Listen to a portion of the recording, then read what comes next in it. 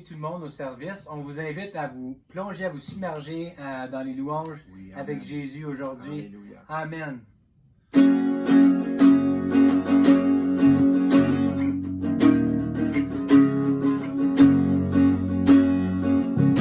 suis-je pour que le roi des cieux ouvre ses bras? Perdu mais trouvé par sa grâce, son amour pour moi, son amour pour moi, il m'a libéré, ma dette est payée, je suis enfant de Dieu, je suis à lui. Il m'a racheté à la croix grâce à soldats. J'étais esclave du péché, mais il m'a sauvé. Jésus m'a sauvé. Il m'a libéré. Ma dette est payée. Je suis enfant de Dieu, je suis à lui, et dans sa maison, j'ai trouvé ma place. Je suis enfant de Dieu, je suis à lui, je suis choisi et affranchi. En toi je sais qui je suis. Tu es pour moi, pas contre moi. Et en toi je sais qui je suis. Oh, en toi je sais qui je suis. Il m'a libéré. Ma dette est payée. Je suis enfant de Dieu, je suis à lui, et dans sa maison, j'ai trouvé ma place. Je suis enfant de Dieu, oh oui, je suis à lui, et dans sa maison, j'ai trouvé ma place. Je suis enfant de Dieu, je suis à lui.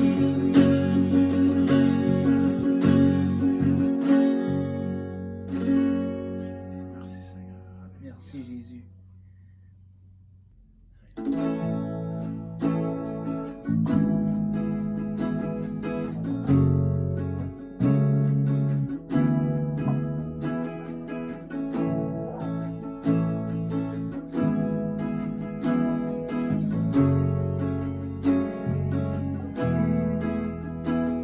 Oh toi qui m'as façonné au sein de ma mère, qui a prononcé sur moi des mystères et des merveilles que je porte en moi. Oh toi qui as célébré le jour de ma venue, qui m'a accueilli à bras étendus, et ce cœur de père s'est ému en moi.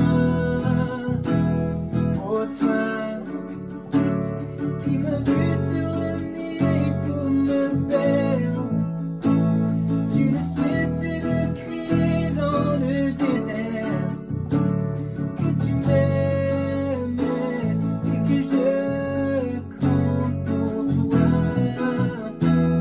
Oh toi qui me considères plus que j'étais, mais qui regarde ce que je serai.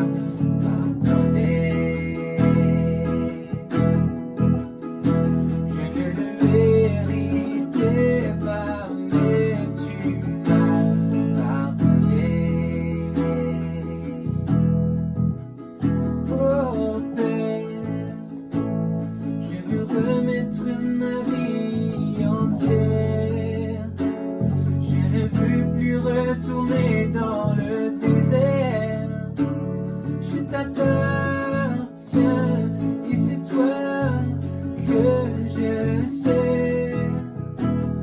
Oh Père, tu es ce que je désire aujourd'hui et que plus jamais je ne t'oublie. Tu es mon Dieu et tu es toute ma vie,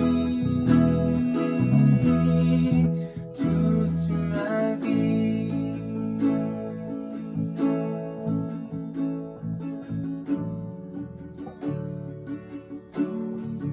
Toute ma vie.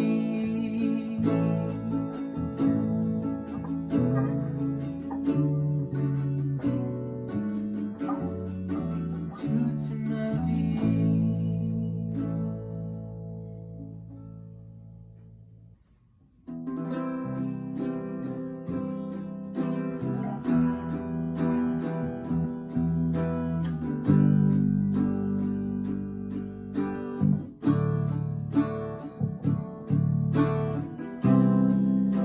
Quelle paix en ce moment, dans le calme de ta présence, quand le bruit faiblit, tu parles à mon âme, tu es toute mon attention, fais-moi entendre ta voix, je ne veux rien manquer, Seigneur, mon cœur désire plus de toi, mon cœur recherche ta face, alors je sais être à toi.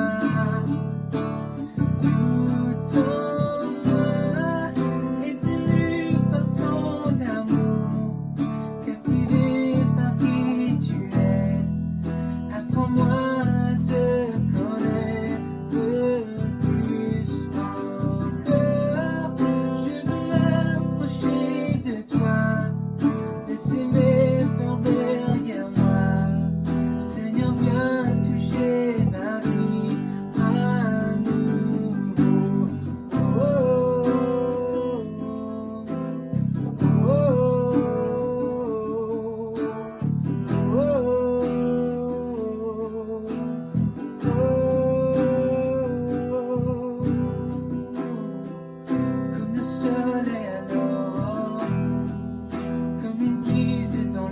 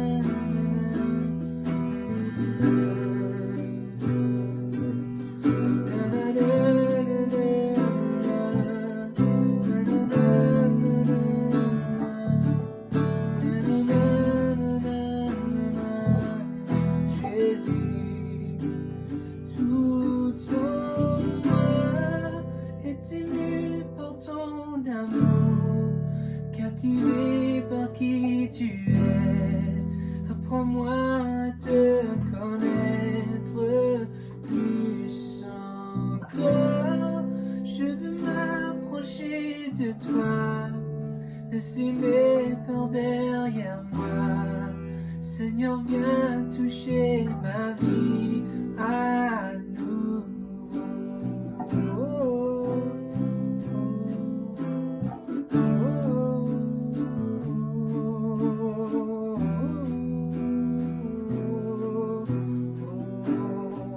Seigneur, viens toucher ma vie.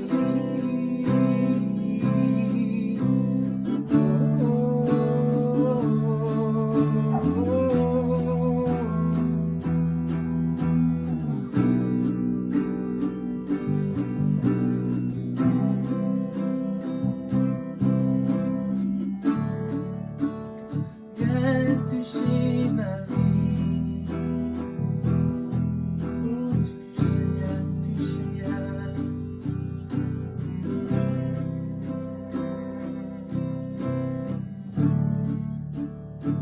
Touche-nous, Seigneur.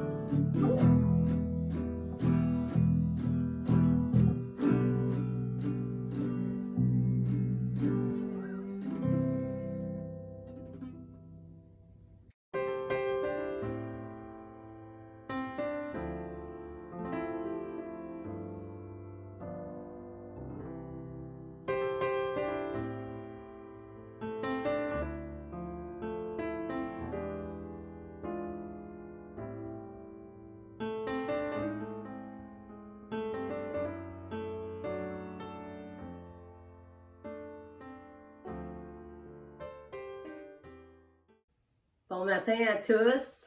Bienvenue à notre service ce matin. J'ai une parole prophétique pour vous que j'ai reçue à la conférence des Églises Victoire qu'on a été, ça fait pas longtemps. Et je voulais partager ça avec vous autres ce matin. Je crois que ça va être une parole pour 2023. Alors, c'est trois choses en 2023. Et ça commence avec élever.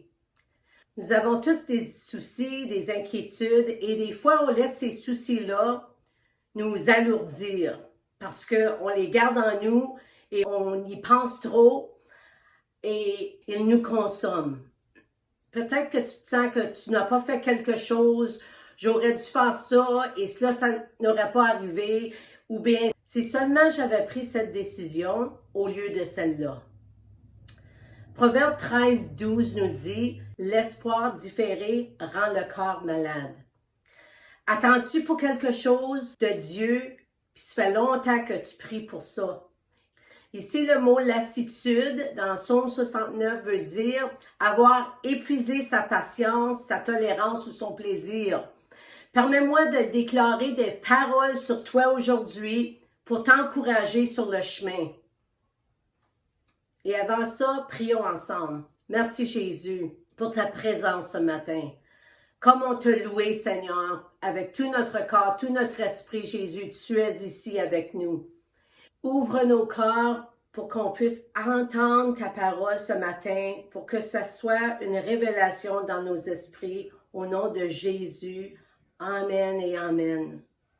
Alors, écoutez ces paroles. La pesanteur s'enlève de sur toi. C'est le Seigneur qui te parle. Je te ferai chevaucher sur les hauteurs de la terre. Dieu le fera dans ta vie. Quand tu es abattu, il y a une élévation que Dieu veut faire.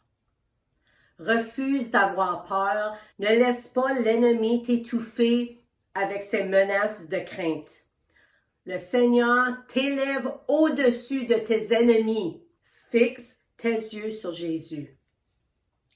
Peut-être que tu te focuses trop sur ta situation, tes défis, les ennuis. Arrête de te voir abattu, blessé. Dites ceci. Je jette mes soucis sur le Seigneur. Aujourd'hui, pour certains d'entre vous, Dieu vous a aidé à traverser à travers de quelque chose.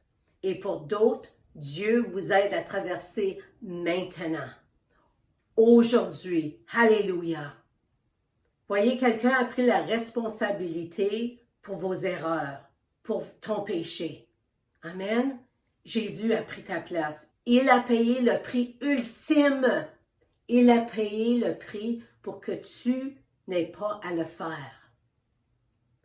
Ferme tes yeux et entends ceci aujourd'hui. Il t'aime. Il t'aime. Respire sa paix et expire l'inquiétude. Après tout, c'est lui qui t'a donné le souffle. Voyez, le mot hébreu pour souffle, c'est ruach. Lorsqu'il est prononcé, le mot engage la respiration et les poumons. Ruach.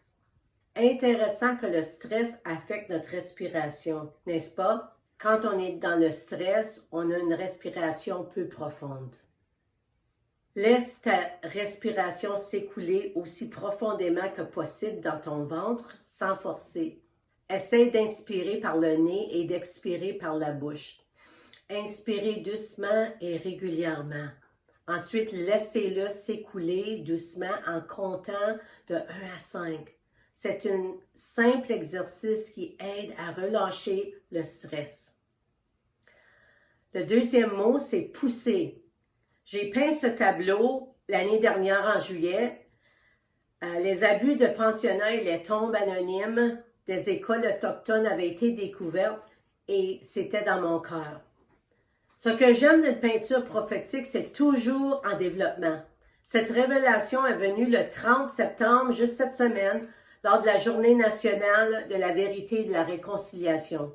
Vous voyez, la tête de l'aigle représente la puissance de Dieu, les ailes du Saint-Esprit couvrant la terre. Les ténèbres ne peuvent pas rester, mais sont repoussées hors du chemin. Vous voyez le haut de la toile. Les 3 arbres représentent la magnifique Trinité, la grande amour du Père qui nous a aimés avant notre premier souffle, qui nous a choisis malgré tous nos faillites. Le Fils qui a donné sa vie pour que nous puissions avoir la vie éternelle, qui a brisé le pouvoir du péché, qui a vaincu la mort avec son amour. Et l'Esprit en moi, des rivières qui ne peuvent être apprivoisées, le pouvoir de sa résurrection qui coule dans mes veines, le cadeau du Père. Alléluia. J'ai eu certaines de ces paroles d'une chanson par Jonathan David Helser et sa femme Melissa.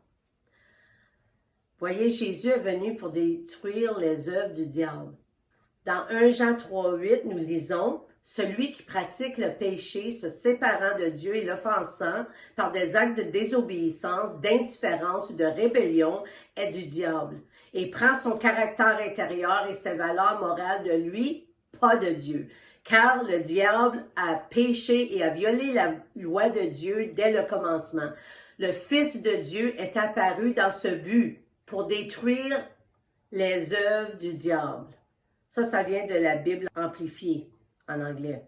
Colossiens 2,15, il a dépouillé les dominations et les autorités et les a livrées publiquement en spectacle, en triomphant d'elles par la croix. Voyez, c'était échec et mort à la croix. Le diable a perdu la guerre. Qu'est-ce que cela signifie pour nous aujourd'hui? Premièrement, privilège. L'homme l'a eu et il a perdu tout droit à son privilège et à sa domination sous Dieu à cause du péché.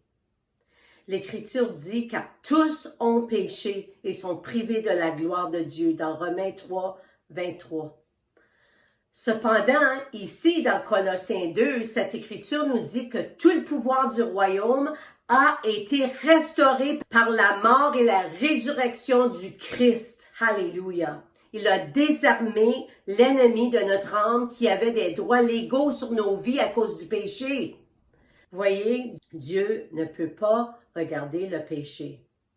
Le diable est attiré au péché, mais Jésus a pardonné nos péchés quand on accepte le chemin qu'il a frayé pour nous.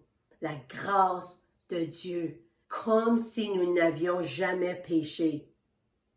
Wow! C'est toute une chose à penser, ça. Que quand on demande pardon, Dieu nous voit comme si nous n'avions jamais péché.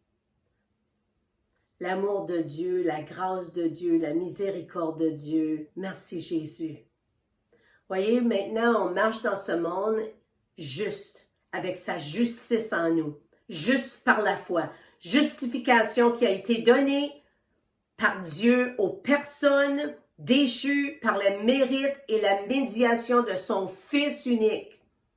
Éphésiens 2, 8 à 10 nous dit « Car c'est par la grâce que vous avez été sauvés par la foi. Rien de ce que vous avez fait ne pourrait jamais mériter ce salut. Car c'est le don d'amour de Dieu qui nous a amenés au Christ. Ainsi, personne ne pourra jamais se vanter, car le salut n'est jamais une récompense pour les bonnes œuvres ou les efforts humains.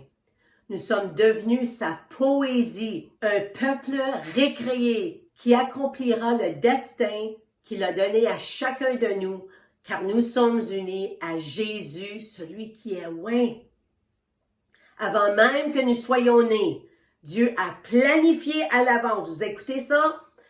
Avant même que tu étais né, Dieu a planifié en avance ta destinée et les bonnes œuvres que tu ferais pour l'accomplir. Alléluia!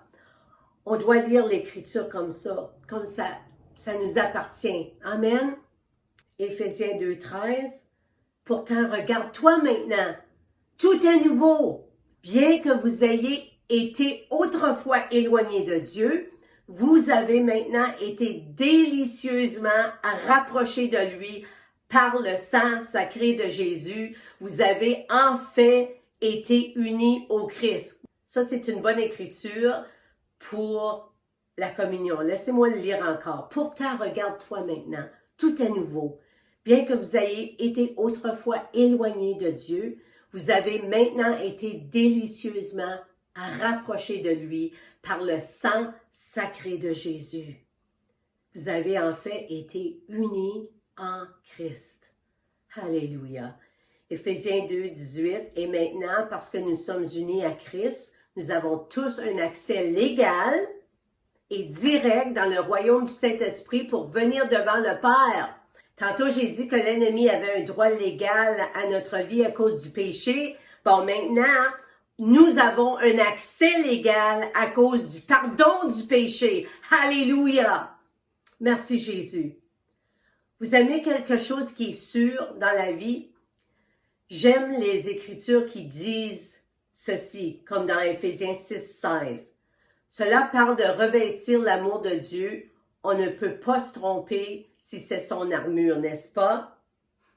Prenez par-dessus tout cela le bouclier de la foi, avec lequel vous pourrez éteindre tous les traits enflammés du malin. Dans chaque bataille, prenez la foi comme votre bouclier enveloppant, car elle est capable d'éteindre les flèches enflammées qui vous parviennent du malin. Ainsi, vous pourrez éteindre toutes les traits enflammés ou les flèches enflammées. Oui? Amen. Alléluia. Merci Jésus. Voyez, j'ai lu deux différentes traductions de la Bible. La première dit « tous les traits enflammés » et l'autre dit « éteindre les flèches enflammées ». Alors, que ce soit toutes les traits enflammés ou toutes les flèches enflammée, alléluia!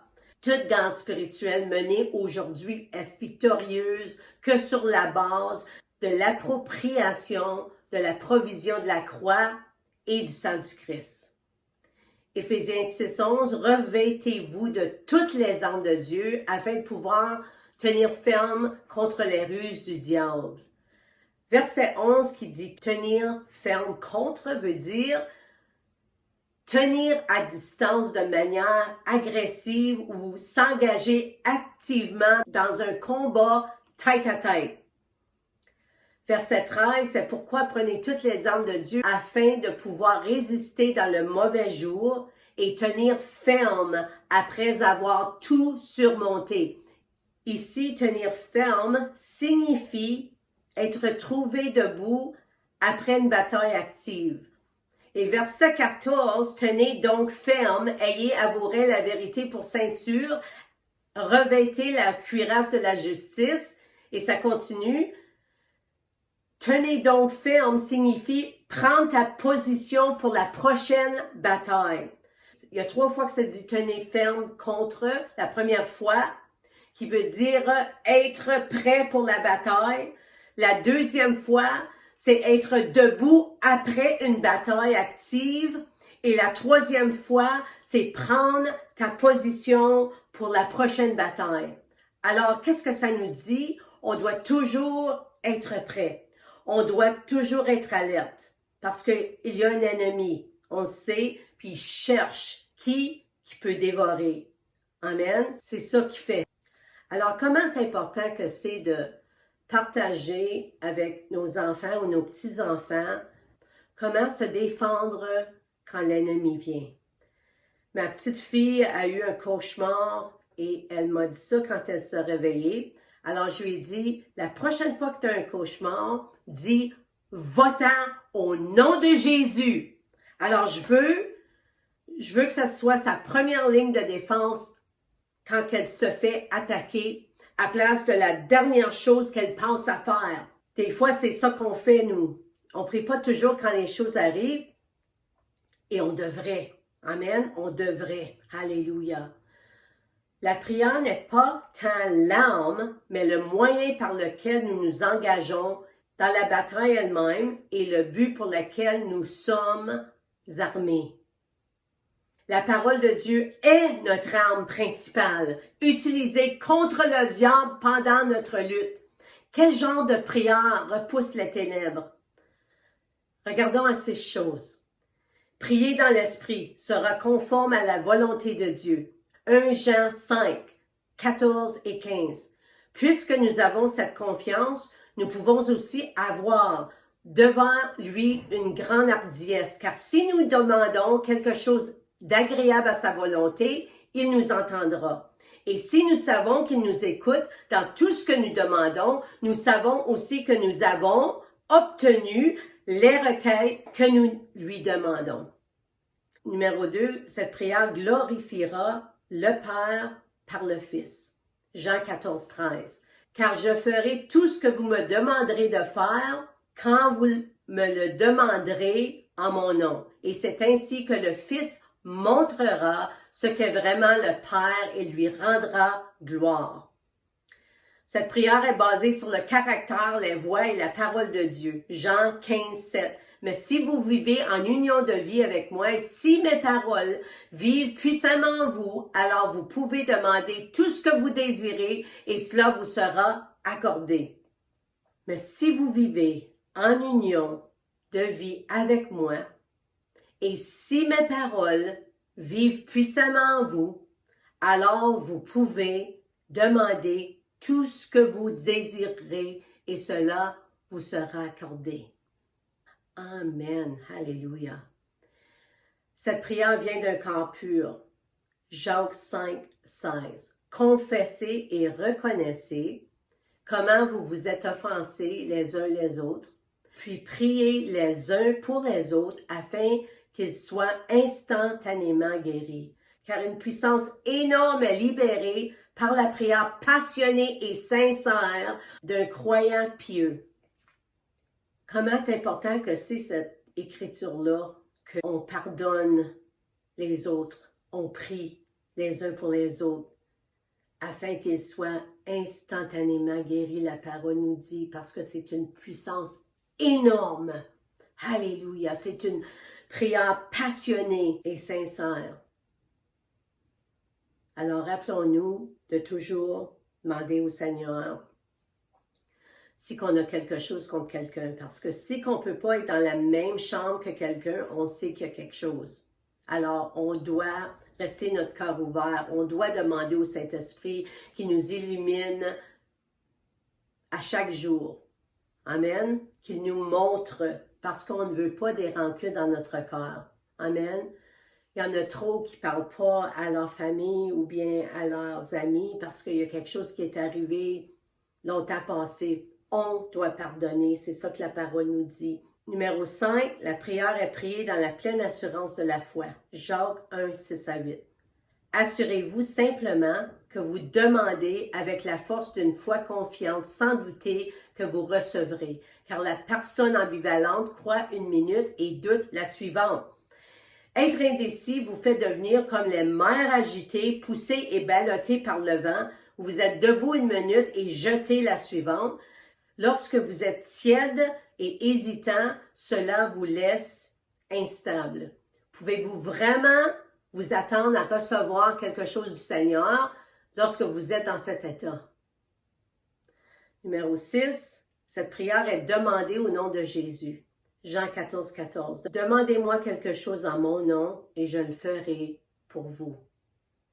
Une telle prière trouvera toujours les réponses de Dieu et repoussera les ténèbres. Troisième mot que j'ai reçu, c'est crier. Ça me fait penser à l'histoire dans Josué 6, 1 à 5. Aucun n'est sorti et aucun n'est entré. Et le Seigneur dit à Josué, « Voyez, j'ai livré Jéricho entre tes mains, son roi et les veillants hommes. Vous ferez le tour de la ville, vous tous, hommes de guerre. Tu feras une fois le tour de la ville. Vous ferez cela pendant 6 jours. Et 7 sacrificateurs porteront 7 trompettes de cornes de bélier devant l'arche. Mais le 7e jour, tu feras 7 fois le tour de la ville et les prêtres sonneront des trompettes. Il arrivera que lorsqu'ils sonneront longuement avec la corne de bélier et que vous entendrez le son de la trompette, tout le peuple poussera un grand cri. Alors le mur de la ville tombera à plat. Le peuple de Dieu avait des instructions pour marcher et ne pas parler. Et le 7e jour, on leur a dit de crier. Ils ont fait l'action sans voir le résultat. Ils ont marché alentour de Jéricho à tous les jours pour 6 jours. Et comme ils faisaient ça, ils n'ont pas vu de résultat. Ils ont crié avant d'obtenir la victoire. Alors, comment fait-on cela aujourd'hui? Louons le Seigneur avant d'avoir la réponse. Remercions le Seigneur avant d'avoir la victoire. Et quand on crie en croyant que les murs tomberont. Alors, quelle réponse de ta prière attends-tu? Glorifie-le. Quelle victoire espères-tu d'avoir? Remercie-le. Quel mur veux-tu abattre? Quelle opposition traverses-tu en ce moment? Qu'y a-t-il juste devant toi qui te dit que cela ne peut pas être fait? Qui t'a dit ça? Est-ce que c'est la voix de Dieu? Est-ce que c'est la voix du diable ou est-ce que c'est ta voix? Vous voyez, des fois, on peut penser que c'est le diable, mais c'est vraiment Dieu qui nous dit non. D'autres fois, on peut penser que c'est le diable, mais c'est nous qui marchons dans le doute. Mais il y en a des fois que oui, c'est le diable. Alors, on doit discerner entre les voix. Amen. Nous pensons comme Dieu quand nous entendons sa parole. Alors, quand on lit sa parole, quand on écoute sa parole, on pense comme Dieu. Alors, c'est comme ça qu'on va entendre sa voix encore mieux. Lorsque nous entendons sa parole avec nos oreilles physiques, on doit laisser nos oreilles spirituelles entendre la parole. C'est ça la révélation. Alors, cette leçon tirée de la chute de Jéricho. Suivez Dieu même si le voyage semble impossible ou inattendu. Ce qui semble impossible avec l'homme est possible avec Dieu. Vous avez entendu ça avant, c'est vrai. Il vous ouvrira la voie si vous le suivez avec une pleine confiance et espérance. J'ai déjà dit ça, que l'espérance, c'est une attente confiante. Amen. C'est pas comme j'espère que ça va arriver. Oh, j'espère que, peut-être que oui, peut-être que non. Non, l'espérance biblique, c'est une espérance qui s'attend à des choses qui viennent de Dieu. Ça va arriver. Alléluia. Numéro 2, lorsque nous écoutons, nous pouvons entendre Dieu nous parler. Un élément radical de ce récit biblique est que Dieu a parlé à Josué. Et Josué a écouté. Et encore mieux, le peuple a écouté. Parce que si que le peuple n'aurait pas écouté Josué, les murs n'auraient pas tombé. Alors arrête-toi et prends le temps d'écouter. Écoute-le pendant que tu loues. Écoute-le pendant que tu lis, pendant que tu pries, pendant que tu rêves, pendant que tu écris dans un journal. Il veut toujours nous parler. Amen. Il te parle aujourd'hui à travers de moi. Il te parle. Entends-tu qu'est-ce qu'il te dit? Numéro 3, Dieu a un but. Si Dieu est si résolu à aider les Israélites à revendiquer la ville, nous pouvons être sûrs que Dieu est aussi si déterminé dans chacune de nos vies. Les hauts et les bas de la vie peuvent sembler inattendus et nous prendre au dépourvu, mais Dieu sait ce qui s'en vient et réparera toutes les circonstances pour ceux qui l'aiment. Romains 8, 28. Nos vies ont un sens et sont significatives parce que Dieu écrit chacune de nos histoires à dessein. Il y a une raison très spécifique que tu es ici, sur cette terre, à ce moment. Alors, pense jamais et laisse pas l'ennemi te le dire, laisse pas ton âme te dire que tu n'es pas important ou tu n'es pas important. C'est un mensonge. La parole de Dieu nous dit qu'il a préparé des œuvres pour nous. Alors, il a un destin pour ta vie. Crois-le et laisse tomber les choses qui te font penser que tu n'es pas important ou importante ce matin. D'accord? Écoutez cette parole, recevez qu'est-ce que Dieu veut vous dire ce matin. Alléluia. Numéro 4, le résultat peut ne pas être instantané, alors continuez à attendre le Seigneur. Ceux qui s'attendent au Seigneur renouvelleront leur force. Voyez, Ésaïe 40, 31 nous dit que quand on attend le Seigneur nous élève sur les ailes des aigles.